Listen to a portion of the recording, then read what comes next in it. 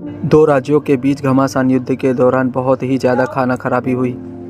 चारों तरफ दूर दूर तक सिर्फ लाशें ही लाशें दिखाई दे रही थी। सारे सैनिक मारे गए थे सिवाय एक के। जिंदा बच जाने की खुशी उसके चेहरे पर साफ दिखाई दे रही थी।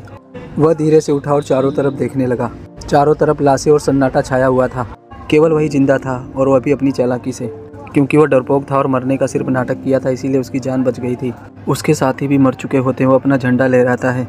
वह अपनी ज़रूरत की वस्तुओं को इकट्ठा करने लगता है कि तभी उनमें से उनका सरदार जाग उठता है।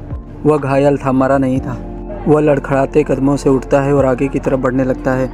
वह दूसरे राज्य के झंडे को गिराना चाहता था कि तभी एक और सैनिक जाग जाता है और दोनों के बीच युद्ध शुरू हो जाता है। दोनों अपनी अपनी तलवार से लड़ने लगते हैं और डरपोक सिपाही छिप जाता है।